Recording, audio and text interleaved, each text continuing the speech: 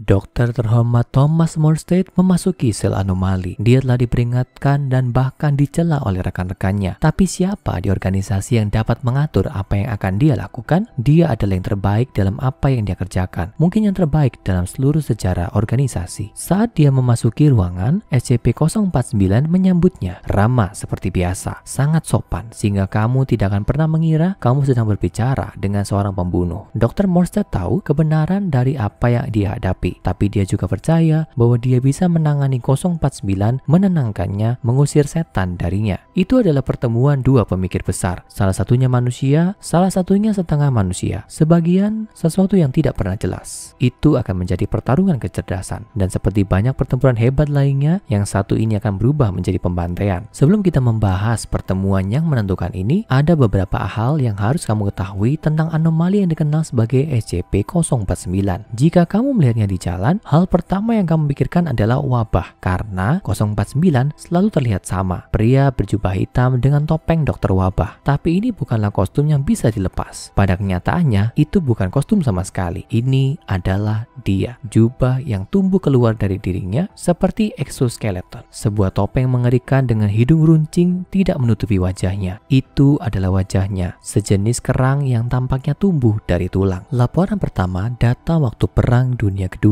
Di kota yang indah di selatan Prancis bernama Montauban, orang-orang mulai menghilang. Anak-anak menghilang dari tempat tidur mereka di tengah malam dan tidak terlihat lagi. Orang dewasa pergi ke pasar dan tidak pernah kembali. Otoritas lokal mengadakan penyelidikan. Mereka menjelajahi hutan terdekat dan sungai, tapi tidak ada yang ditemukan. Karena yang terjadi bukanlah hal kriminal, tidak ada petunjuk yang bisa mereka temukan atau saksi mata yang akan membongkar kasus tersebut. Tidak, ini adalah sesuatu yang lain. Sesuatu yang penduduk kota tidak akan pernah bisa mengerti. Berita menyebar dan saat itulah tim pencarian dan penyelidikan diutus oleh organisasi. Itu adalah malam yang dingin dan gelap di bulan Januari 1941 ketika tim menemukan apa yang mereka cari. Mereka berjalan melalui pintu terbuka sebuah rumah kecil yang terletak tidak jauh dari Chateau de Richelieu yang megah untuk menemukan seorang pria bertopeng duduk di sebelah perapian terbuka dan dia tidak sendiri. Lantai sekelilingnya tampak seperti bergerak. Setelah diperiksa lebih dekat, tim melihat bahwa lantai ditutupi dengan tubuh yang menggeliat. Para pasien demikian cara menyebutnya. Bienvenue chez moi, katanya, selamat datang di rumahku. Yang disebut pasien itu merangkak ke arah tim, seperti ada niat yang membahayakan. Musuh yang sekarang dikenal sebagai SCP-049-2 dianggap berbahaya dan harus disingkirkan. Sebuah pemandangan yang sepertinya tidak mengganggu 049 sedikit pun. Dia hanya duduk di sana, sesekali mendongak dari menulis catatan di buku bersampul kulit ketika pasiennya ditembak mati. Begitu pembantaian berakhir, dia hanya menutup bukunya, berdiri, dan membiarkan dirinya dikawal pergi. Dan itulah kisah tentang bagaimana 049 berakhir di fasilitas tersebut menjadi semacam tamu yang tinggal di sel penahanan humanoid keamanan standar sektor riset 02 lokasi 19.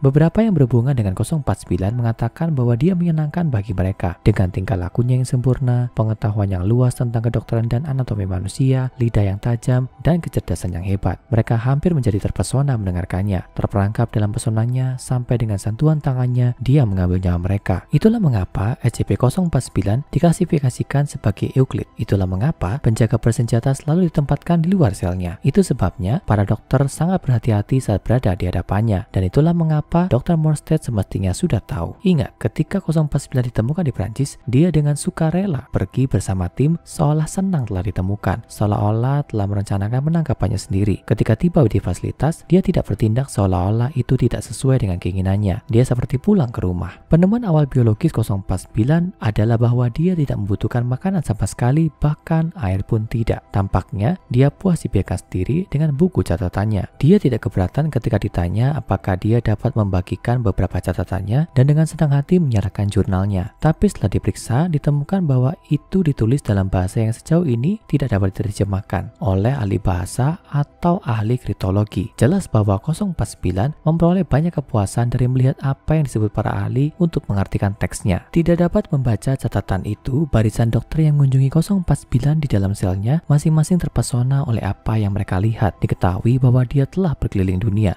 Dia berbicara banyak bahasa, tapi lebih suka berbicara apa yang disebut le langue de l'amour, bahasa Prancis. Dia hanya meminta satu hal, hewan berdarah panas. Fasilitas tersebut sepakat untuk memasok 049 dengan berbagai jenis, termasuk kelinci, sapi, bahkan kera pada satu kesempatan. Sama seperti manusia, dia bisa membunuh hewan hanya dengan satu sentuhan tangannya, menghisap nyawa mereka secara langsung. Tapi itu bukan bagian yang paling luar biasa. Hewan itu akan segera bangkit kembali, seolah-olah dihidupkan kembali oleh 049. Mereka akan menjadi dengan semua maksud dan tujuan makhluk mati yang hidup, dan mereka berbahaya. Setelah beberapa insiden yang buruk, mereka kemudian dikeluarkan dari sel pada saat mereka muncul dan dibuang ke insinerator. Ini tidak sesuai dengan keinginan 049 yang akan mengklaim dia telah menyembuhkan para binatang. Menurutnya, dunia ini sakit. Dia melihat wabah dan penyakit sampar di mana-mana, dan makna keberadaannya adalah untuk membebaskan dunia dari penyakit. Manusia katanya mengandung virus dan harus dibersihkan. Pada hari-hari pertama setelah tiba di fasilitas, 049 sepertinya tidak menimbulkan ancaman bagi manusia. Nyatanya cukup bersahabat. Tampaknya dia menyadari ketakutan yang ditimbulkannya pada staf dan seringkali berusaha keras untuk membuat mereka merasa nyaman dan aman. Ini adalah tipu muslihat tentu saja, atau desas-desus seperti yang sering dikatakan 049. Dia tidak ada niat untuk membantu manusia. Tidak, dia datang untuk manusia. Dia tidak terjebak, dia telah membuat jebakan. Salah satu orang pertama yang benar-benar mengecewakan 049 adalah Dr. Raymond Ham, seorang dokter yang dihormati yang telah 2 kali menjadi penantang penghargaan Nobel untuk pekerjaannya yang lebih umum. Yang paling membingungkan Dr. Ham bukanlah kerangka luar seperti pakaian 049 atau bahkan kemampuannya untuk menghidupkan kembali orang mati, tapi tas yang digunakannya. 049 entah bagaimana bisa memiliki persediaan peralatan bedah yang tampaknya tak ada habisnya dari tas itu. Kadang-kadang tas itu bahkan mengeluarkan benda-benda yang entah lebih besar dari tas itu sendiri, seolah-olah tas itu terhubung ke tempat lain. Dan itulah yang ingin dibicarakan Dr. Ham pada hari yang menentukan itu. Dengan 049 di satu sisi sel dan Dr. Ham di sisi lain, dia bertanya, bagaimana Anda bisa menyediakan sejumlah besar perkakas dari tas itu? Saya telah mengamati Anda dan menurut saya Anda melakukan hal yang tidak mungkin. Dokter yang terhormat, jawab 049, bencana, sekarat yang hebat tidak bisa dilawan dengan mainan. Tas saya hanyalah produk imajinasi saya. Ini memberi apa yang saya butuhkan. Anda tampaknya dibatasi oleh imajinasi Anda. Dia berhenti selama 1 atau 2 detik dan menatap ke arah Dr. Ham. Saya mendeteksi Anda tidak sehat, katanya dengan suara yang tidak seramah sebelumnya. Ini hanyalah flu, kata dokter itu.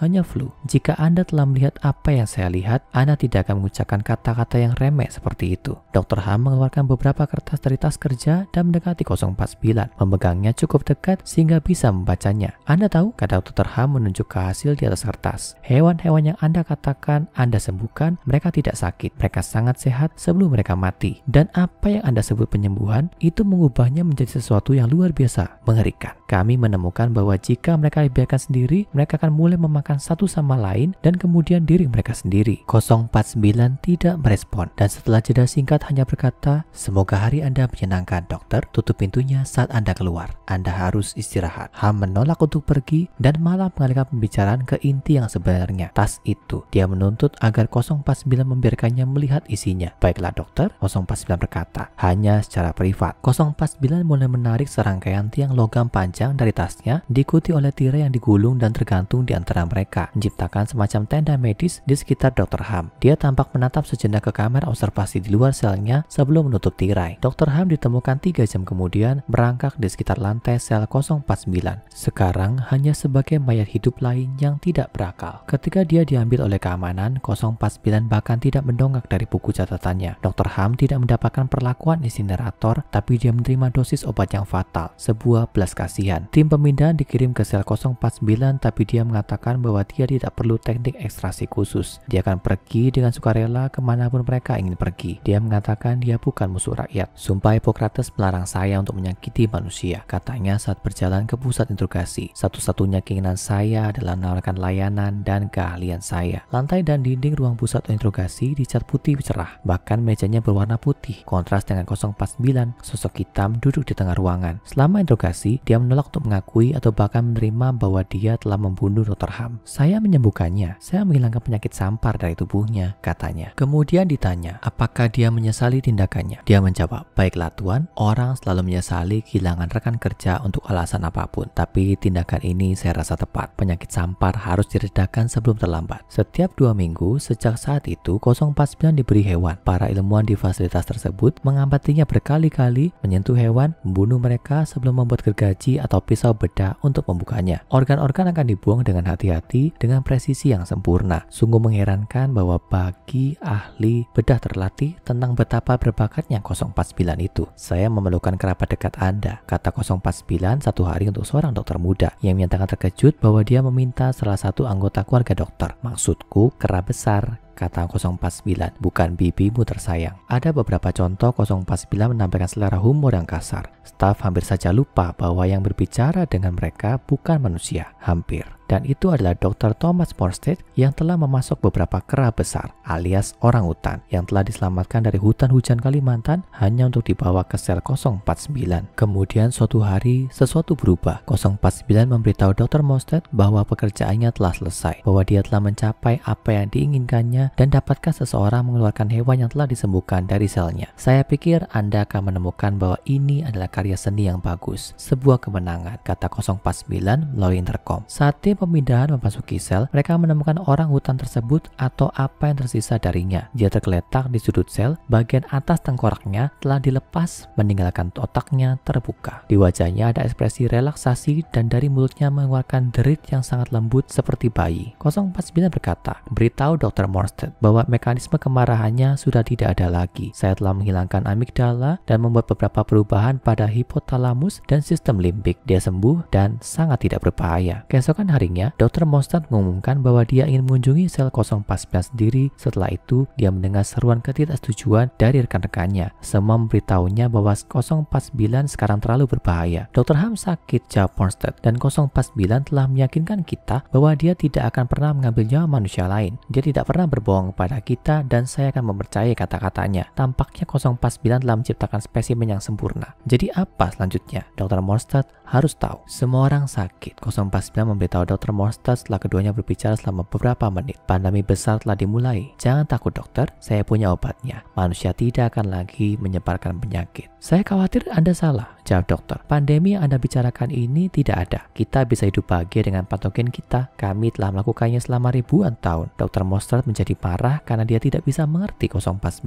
Saya khawatir Anda menderita paranoia. Adalah Anda yang harus disembuhkan. Kamu tidak tahu, kata 049 sambil berdiri. Apa yang Anda lakukan? Teriak Morstead. Kamu berjanji tidak akan menyakiti manusia lagi. Aku tidak menyakitimu. Aku menyembuhkanmu, kata 049 melompat ke seberang ruangan dalam sekejap, meletakkan tangan di atas kepala dokter. Morstead jatuh ke tanah. Mereka sedang diawasi di ruang observasi dan ini sudah keterlaluan. Dia harus dipindahkan ke sel penahanan secara permanen. Gugus tugas Epsilon 11 masuk ke tempat kejadian dan menerobos pintu. Tidak ada imajinasi, kata 049 pada dirinya sendiri. Manusia tidak memiliki imajinasi sama sekali. Dia mulai berjalan menuju satuan tugas yang melepaskan tembakan ke arah anomali, tapi peluru memantul dari mantel dan topeng hitamnya. 049 dengan tenang menyentuh setiap anggota gugus tugas satu persatu, mengambil nyawa mereka. Orang yang berdiri terakhir berhenti menembak dan mencoba lari, tapi 049 melompat lagi ke seberang ruangan, jubah hitam lebar di belakangnya dan dengan lembut menyentuh pria itu sehingga dia terjatuh ke lantai. 049 melangkahi mayat tergu yang jatuh dan berjalan keluar dari sel kurungan. Rincian lengkap tentang apa yang terjadi selanjutnya hanya tersedia untuk Dewan O5 yang terkadang disebut para pengawas. Laporan yang disensor berbunyi begini: sel penahanan humanoid keamanan standar, sektor riset 02, lokasi 19, subjek SCP-049, tanggal lolos disensor. SCP-049 tingkat Euclid menerobos sel dan kemudian memperoleh akses ke ruang yang bersebelahan dan bangunan di dekatnya. Kejadian ini berlangsung kira-kira 3 hari dan 5 jam. Jumlah korban disensor dengan disensor untuk jumlah korban yang membutuhkan insinerasi. Tindakan Departemen Sains Divisi Alkimia menyarankan untuk menyuntikkan disinfektan anti-transmogrif ke mantan tahanan tingkat D yang diangkut ke lokasi dan diizinkan untuk berkontak dengan SCP-049. SCP-049 gagal menghidupkan kembali tahanan yang disuntik dan menyembuhkan mereka. SCP-049 mengakui kegagalan ini dan menyerah kepada gugus tugas Alpha 1.